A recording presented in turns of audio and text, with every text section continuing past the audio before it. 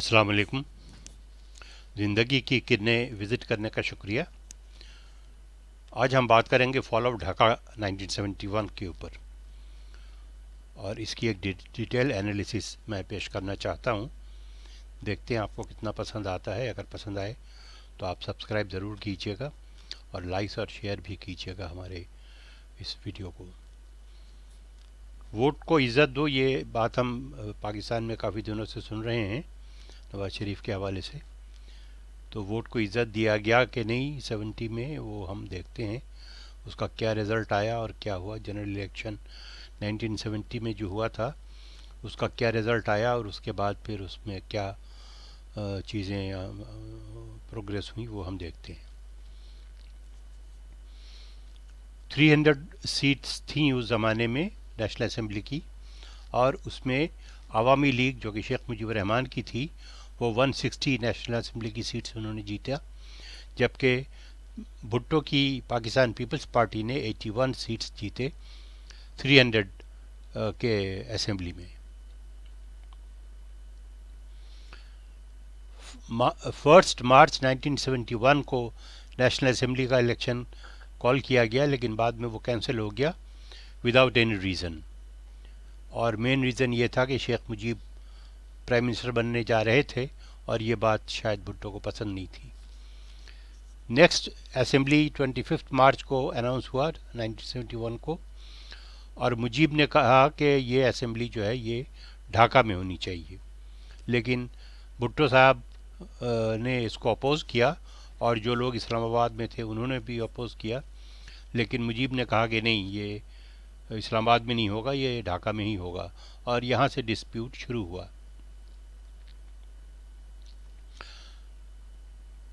This was a strategic failure. میں سمجھتا ہوں کہ جو اسٹریٹجیز تھی سینٹر میں ایکسکیوز می یعنی اسلام آباد میں، وہ اس کا ایک میجر فیلئر ہے یہ، جس میں 3 صاحبان انوالو تھے: general Yahya Khan, lieutenant general گل حسن خان جو کہ اس وقت آرمی چیف تھے، شاید یحییٰ خان کے بعد تھے وہ، اور ذوالفقار علی بھٹو۔ یہ 3 لوگ رسپانسبل تھے یہ ڈیسیشن لینے کے جنرل الیکشن کے بعد، اور ڈھاکہ فال تک ان تینوں نے جو بھی فیصلے ہوئے وہ ان تینوں نے لے کر کے مشترکہ طور پر ان 3 کے فیصلے تھے۔ یہ ایک بڑا کانفلکٹ تھا، پیدا ہوا شیخ مجیب اور ان تینوں کے درمیان میں۔ شیخ مجیب کو سپورٹ کرنے والے جنرل نور خان تھے، air marshal retired Asghar Khan تھے، نصر اللہ خان تھے، ولی خان تھے، میاں طفیل احمد تھے، اور مفتی محمود تھے۔ ان لوگوں نے سپورٹ کیا تھا شیخ مجیب کو، اور انہوں نے کہا تھا کہ شیخ مجیب کو پرائم منسٹر بننے دیا جائے، ان کا حق بنتا ہے۔ لیکن یہ جو 3 لوگ تھے، جس میں خاص طور پر بھٹو صاحب پیش تھے، ان کا کہنا یہ تھا کہ نہیں، ایسا نہیں ہونا چاہیے۔ انارکی نے پریویل کیا، اور ایڈوائس اور سجیشنز جو دیے گئے ان لوگوں کو، وہ انہوں نے اس پہ کان نہیں دھرا۔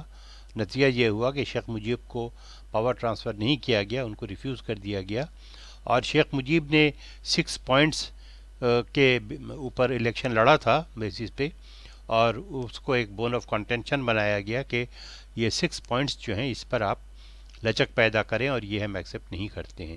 لیکن شیخ مجیب صاحب اڑ گئے، اور انہوں نے کہا کہ نہیں جی، ہم تو اس پہ ہم نے الیکشن لڑا ہے، تو یہ تو اس پر تو کوئی کمپرومائز نہیں ہے۔ اب وہ 6 پوائنٹس کیا تھے وہ ہم آپ کو بتاتے ہیں۔ ایک تو یہ کہ پاکستان میں فیڈریشن بیسڈ ہونی چاہیے پاکستان ریزولوشن کے مطابق، اور ڈیفنس اور فارن افیئرز جو ہیں وہ فیڈرل گورنمنٹ صرف ڈیل کرے گا، اور پروونشل لیول پہ دوسرے پاورز ہوں گے۔ Transfer of government revenue from East Pakistan to West Pakistan should be stopped. East Pakistan میں جو انکم ہوتی تھی ریونیو کی، وہ ٹرانسفر ہو جاتا تھا ویسٹ پاکستان میں، اور اس کے بعد پھر اس کی مزید جو ہے وہ ڈسٹریبیوشن ہوتی تھی۔ سپریٹ بینکنگ سروسز، ریزروز اور سروسز انہوں نے کہا کہ ہونا چاہیے۔ فسکل اور مانیٹری پالیسیز جو ہے وہ دونوں ونگ کے لیے اسٹیبلش ہونے چاہیے۔ ٹیکسیشن اور ریونیو جو ہے وہ دونوں پروونسز کے لیے یعنی ایسٹ پاکستان اور ویسٹ پاکستان کے لیے سپریٹ ہونے چاہیے. Foreign earnings account should be separate for both the wings. دونوں کے لیے فارن ارننگ اکاؤنٹس ایسٹ اور ویسٹ پاکستان کے لیے الگ الگ ہونے چاہیے. East Pakistan should have a separate military force. یہ ان کے 6 پوائنٹس تھے جس پہ اسلام آباد کو اعتراض تھا اور یہ الٹیمیٹلی بون آف کنٹینشن بنا اور اس کے بیسس کے اوپر جو ہے وہ شیخ مجیب کو پاور نہیں دیا گیا. یہ اور بات ہے کہ اس کے علاوہ 11 پوائنٹس اور بھی تھے جو کہ جس پر شیخ مجیب نے زیادہ فورس نہیں دیا, یہ زور نہیں دیا, لیکن 6 پوائنٹس کے اوپر وہ اڑ گئے.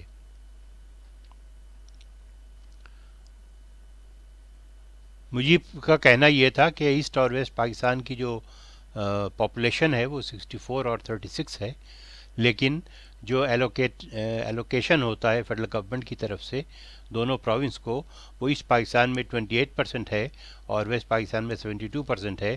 ایسا نہیں ہونا چاہیے, یہ زیادتی ہے. پاپولیشن کے بیسس کے اوپر جو ہے وہ اس کی اماؤنٹ کی ڈسٹریبیوشن ہونی چاہیے. جب یہ شیخ مجیب کو پاور نہیں دیا گیا تو مارچ 1 1971 میں شیخ مجیب صاحب نے نان کوآپریشن موومنٹ اناؤنس کیا ڈیورنگ ہز اسپیچ. ڈھاکہ پٹن میدان میں ایک بہت بڑا جلسہ ہوا اور اس جلسے میں انہوں نے نان کوآپریشن موومنٹ اناؤنس کیا.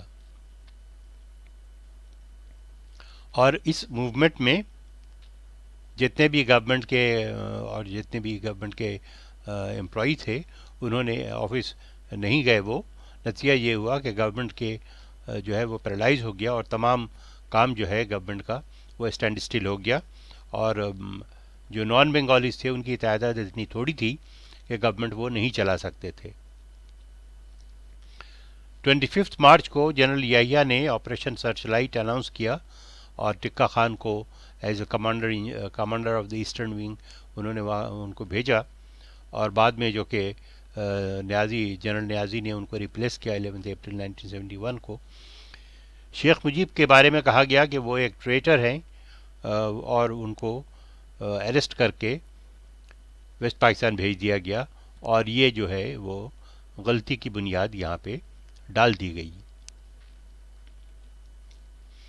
پاکستان آرمی اور عوامی لیگ کے ایکٹیوسٹ میں جنگ شروع ہو گئی اور عوامی لیگ کے جو ایکٹیوسٹ تھے ان کو مکتی باہنی کا نام دیا ان لوگوں نے, جو کہ فریڈم فائٹرز آپ کہہ سکتے ہیں. اور زیادہ سے زیادہ بنگالی جو تھے وہ مکتی باہنی میں شامل ہوئے. انڈیا نے ان کو ہیلپ آؤٹ کیا مزید اور مزید ان کو اشتعال دیا کہ وہ آپ پاکستان آرمی کے خلاف لڑیں. انہوں نے ان تمام مکتی باہنی کو شیلٹر دیا اور ان کو باضابطہ طور پر ٹرین کیا اور اسلحہ دیا تاکہ وہ پاکستان آرمی کے ساتھ لڑ سکیں. ایسٹ پاکستان میں جو آرمی یونٹس پوسٹڈ تھیں ان کا نام تھا EPR یعنی ایسٹ پاکستان رائفلز, جس میں میجورٹی بنگالی تھے. جب یہ سلسلہ اس حد تک بڑھ گیا اور رفٹ بڑھتا چلا گیا تو جتنے بھی بنگالی تھے اس EPR میں وہ سب اپنے اپنے اسلحے کے ساتھ کینٹونمنٹ چھوڑ دیا اور انہوں نے جا کر کے مکتی باہنی کو جوائن کر لیا. اور یہ اپریل 1971 میں ہوا جو کہ تقریباً پورے اس پاکستان سے تمام جو بنگالی تھے فوج میں وہ سب جو ہے وہ مکتی باہنی انہوں نے جوائن کیا. نتیجہ یہ ہوا کہ جو نان بنگالی ٹرینڈ فورسز تھے ویسٹ پاکستان کے, اس میں جو چھوٹے کینٹونمنٹس تھے اس میں سینکڑوں کی تعداد میں لوگ موجود رہے, جبکہ جو بڑے کینٹونمنٹس تھے جس میں ڈھاکہ وغیرہ شامل ہے اس میں کئی ہزار 2-3 یا 4 ہزار فوج تھی جو کہ لڑنے کے لیے ناکافی تھی. 1971 میں اس پاکستان میں جو آرمی کی ٹوٹل تعداد بتائی جاتی ہے وہ 36,000 یعنی 36,000 ہے, جبکہ وہاں کے پاپولیشن کے حساب سے اگر دیکھا جائے تو وہاں پہ کم سے کم 3 لاکھ فوجی ہونے چاہیے تھے. یہ جو 90,000 کا فگر ہے POW کا یا جو POWs جو انڈیا گئے وہ 90,000 میں سویلینز بھی شامل تھے اور دوسرے لوگ بھی شامل تھے, جس میں کہ ایک نان بنگالی کے ایک فورس وہاں پہ بنایا تھا البدر اور الشمس کے نام سے، ان کے لوگ بھی اس میں موجود تھے.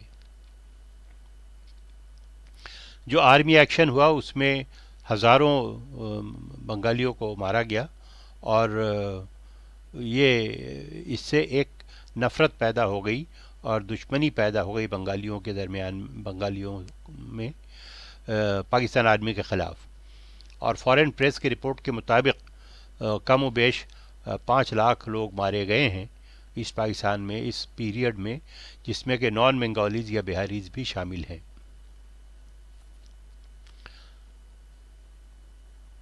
جیسا میں نے آپ سے کہا کہ البدر اور الشمس جو ہے یہ اردو اسپیکنگ بہاریز کی فورس انہوں نے بنایا تھا، لیکن یہ 15 ڈیز کی ٹریننگ پہ ان کو اسلحہ دیا گیا لڑنے کے لیے، لیکن یہ ٹرینڈ انڈین آرمی کا مقابلہ کرنے کے قابل نہیں تھے.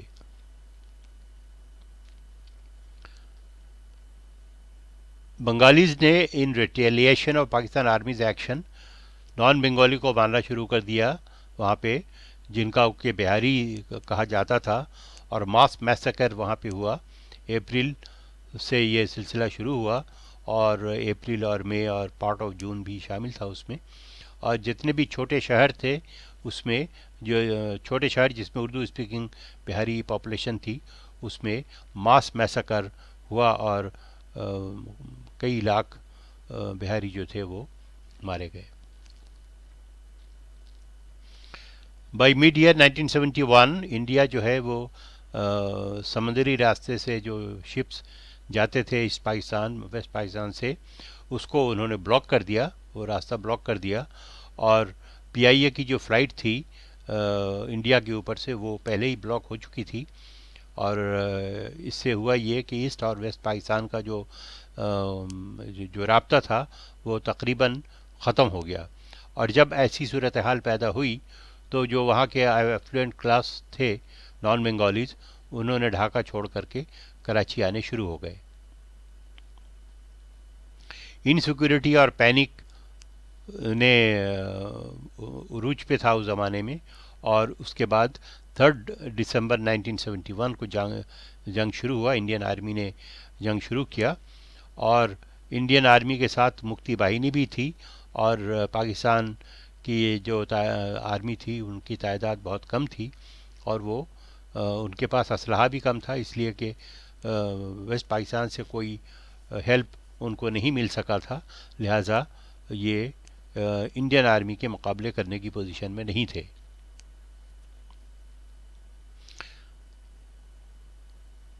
جنگ شروع ہونے کے 2 سے 3 دن کے اندر انڈین آرمی نے، انڈین ایئر فورس نے تمام رن ویز کو ڈسٹروائے کر دیا، اور پی ایف جو ہے Pakistan air force virtually paralysed ہو گئی. نیوی جو چٹاگانگ میں تھی اس میں نیول اسٹاف زیادہ تر بنگالی تھے، اور وہ اپنا جہاز چھوڑ کے یعنی شپ چھوڑ کے، نیول شپ چھوڑ کر کے وہ چلے گئے اور مکتی باہنی میں شامل ہو گئے. نان بنگالیز جو تھے ان کی تعداد اتنی کم تھی کہ وہ جہاز لے کر کے ڈیپ سی میں نہیں جا سکتے تھے، لہٰذا نیوی بھی آلموسٹ ختم ہو گئی، سمجھ لیں آپ. ایئر فورس ختم ہو گئی، نیوی ختم ہو گئی، اور پاکستان آرمی کے پاس جو ٹوٹل ٹرینڈ فوج تھی اس کی تعداد 30 سے 40 ہزار تھی. ایگزیکٹ فگر کہیں پر نہیں آتا، لیکن ایگزیکٹ فگر جو ہے وہ کہیں 33,000 ہے، کہیں 36,000 ہے، اسی قسم کی فگرز آتی ہیں. اب ہوا یہ کہ پاکستان آرمی کے پاس ایمونیشن بھی نہیں تھا، اور چاروں طرف سے وہ دشمنوں میں گھرے ہوئے تھے، لہٰذا کیا کرنا چاہیے وہ ان کو کچھ سمجھ میں نہیں آیا، اور وہ they were at a loss. Practically Indian army won the war by December 14 but it was foreseen months ahead. بہت کئی مہینے پہلے سے یہ اندازہ ہو گیا تھا کہ پاکستان آرمی جو ہے وہ جنگ جیت نہیں سکتی، اس لیے کہ عوام کے سپورٹ کے بغیر آپ جنگ نہیں جیت سکتے. اور بنگالی عوام جو تھی وہ پاکستان آرمی کے ساتھ نہیں تھی، ان کے خلاف تھی. اور 5,000 بہاری والنٹیئرز جو تھے وہ الشمس اور البدر کی طور پر وہ 2 ہفتے کی ٹریننگ میں اس قابل نہیں تھے کہ وہ انڈین آرمی کا مقابلہ کر سکیں. 14 دسمبر 1971 में 35 टैंक्स और कम व बेश इतने ही armoured vehicles with train para troopers Indian army fighter plane से ढाका के चारों तरफ उन्होंने उसको ड्रॉप किया। और बंगाली जो थे वहाँ ढाका के चारों तरफ जो बंगाली थे उन्होंने उनको वेलकम किया, शेल्टर दिया, सपोर्ट दिया और गाइड किया कि किस तरीके से अटैक करना चाहिए और कब करना चाहिए। इंडियन कमांडर जो थे ईस्टर्न विंग के जनरल जगजीत सिंह अरोड़ा ने पाकिस्तान के counter part lieutenant general Niazi को टेलीफोन किया और उन्होंने कहा कि अगर आप सरेंडर नहीं करेंगे तो हम ढाका पूरा डिस्ट्रॉय कर देंगे। जनरल नियाजी के पास कोई चॉइस नहीं था और इस तरीके से रमना रेस कोर्स ग्राउंड में सरेंडर की जो है वो सरेंडर अमल में आया। जंग ख़त्म हो चुकी थी। पैक्ट साइन हुआ 16 दिसंबर 1971 को और दुनिया की एक बेहतरीन फ़ौज अपने से बहुत कमतर फ़ौज के सामने हथियार डाल दिए और इस तरीके से जंग ख़त्म हुई। तो क्या इस शिकस्त से क्या हमने कुछ सीखा है? जो इस वक्त पाकिस्तान की सूरत हाल है उस सूरत हाल से क्या हम उसको रिपीट नहीं कर रहे और क्या फोर्स ही करते हैं फ्यूचर में कि क्या होगा? मैं ये समझता हूँ कि हमें सबक लेना चाहिए इस पाकिस्तान के इस सरेंडर से और हमें जो मेजॉरिटी पार्टी है उसको फैसिलिटेट करना चाहिए पावर देने में या उसको गवर्नमेंट बनाने में। Thank you so much.